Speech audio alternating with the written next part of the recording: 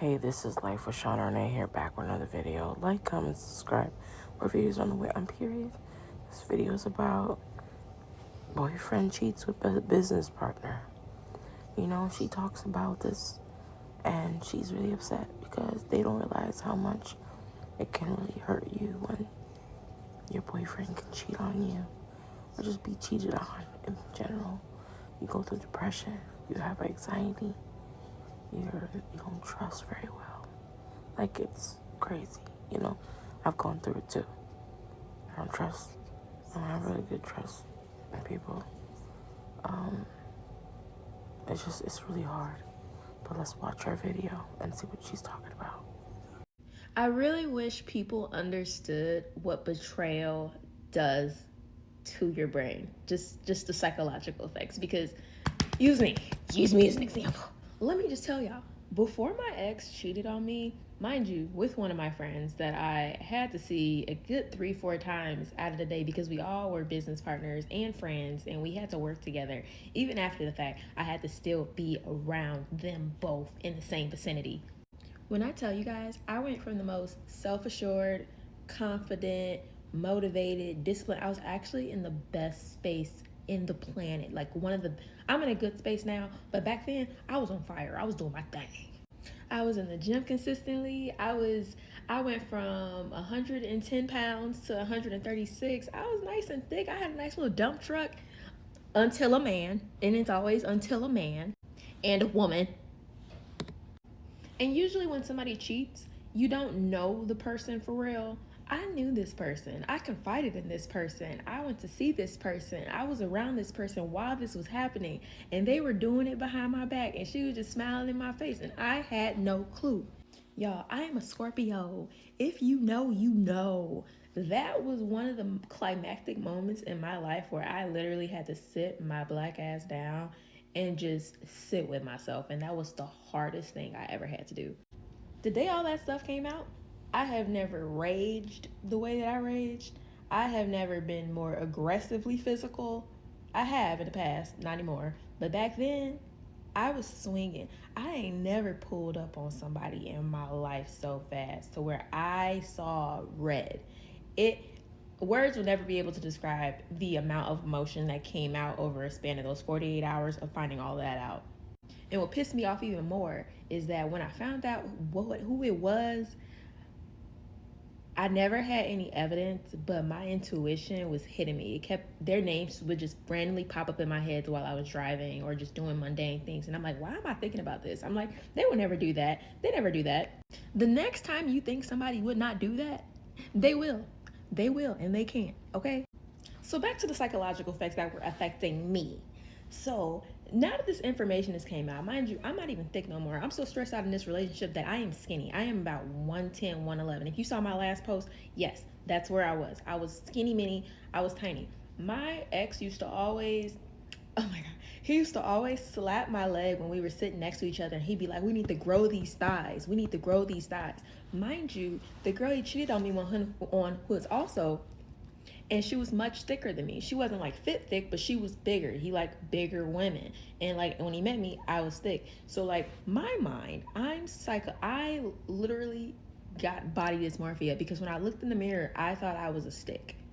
I used to be the girl who would see another pretty girl in the mall with my boyfriend, and I'm like, she is cold. She look at her, and I would point him out because I like what I see, and I know he probably like what he see too. I'm like, we both like what we see. It stopped. I never did that again because in the back of my mind, I'm like, he's probably looking at her too. He's probably looking at her too. And then it got to a point where on Instagram really took a toll on me because I would be scrolling and it ain't nothing more disrespectful than scrolling through the people in your business organization on Instagram and y'all are all cool and friends and your boyfriend is the main one, the first name that pops up, such and such like this, such and such like this, and you're looking at the girls and you're looking how they're shaped and you're not shaped like that. So in the back of my mind, I'm spiraling. And like a dumbass, I stayed like a dumbass because I thought, oh man, I stayed because I was trying to one up another bitch. Never do that. Don't ever do that. Just leave. I'm in the space where I just be like, and then just take it on the chin. But back then, you wasn't gonna beat me. You weren't gonna beat me. Like that just wasn't gonna happen.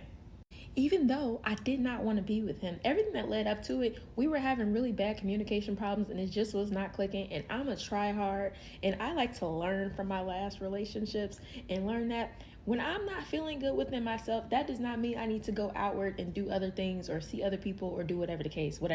So I'm gonna stick it out, even though I don't fuck with you right now. But he chose the latter and everything that came with that. And mind you, don't be disappointed in me. I stayed and I did not get any reassurance.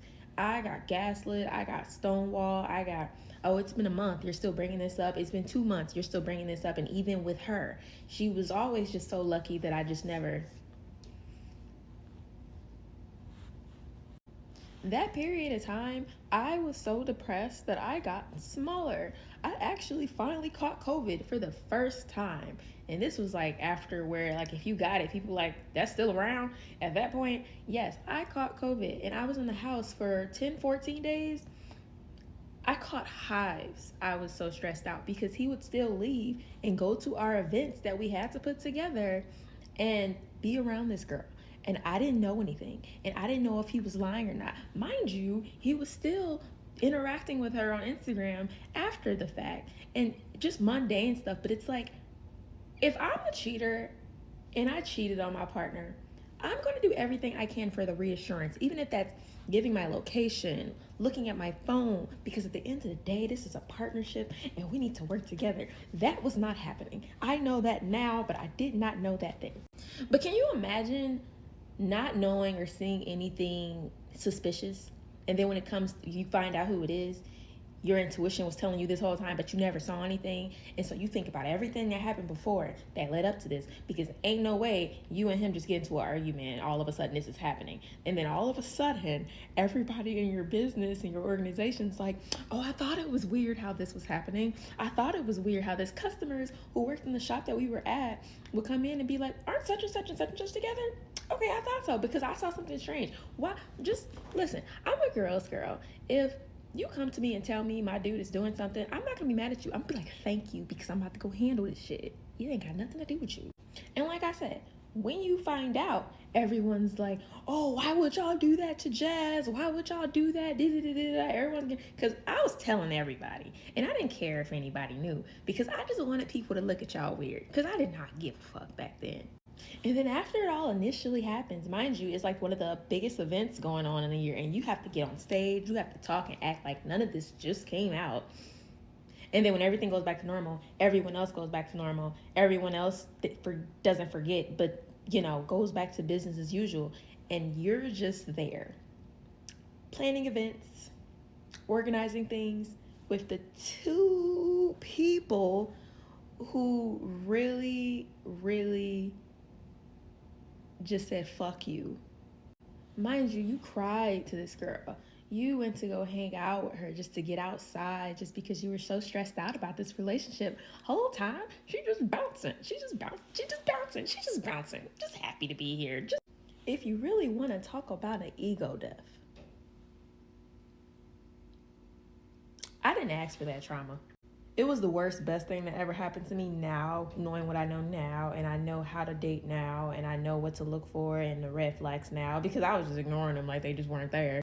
And he wasn't nowhere near emotional or a person that you could come to for comfort or a hug already. So like, imagine, I'm this big emotional ball of feelings, and I'm very in tune with my feelings, and I got somebody who's completely opposite. Guess a sign if you want to, I don't care. But they don't match. And we were actually doing network marketing, and my business was growing. We had so many team members that we met from social media all over the place. It was great. As soon as that happened, it was like this downhill decline, and it just stopped. And eventually I stopped, which everything happens for a reason. I'm glad I don't do it anymore. Moral of this freaking story is don't cheat. Don't cheat. Just leave. Have a conversation. Have some emotional intelligence enough to think about the other person's feelings and what they would prefer you to do. Because anyone's going to prefer you to just be honest with them. Just be honest with them. That does not escape you from any consequences of emotions that may come out, because emotions are valid regardless. But just just have the conversation and just save the pain, because at the end of the day, you know what it felt like to be played. So why do it to somebody else? Everything she's saying is so true, because you lose yourself when you dating someone that cheats on you. So this is Life with Sean Renee, and I'm out. Bye.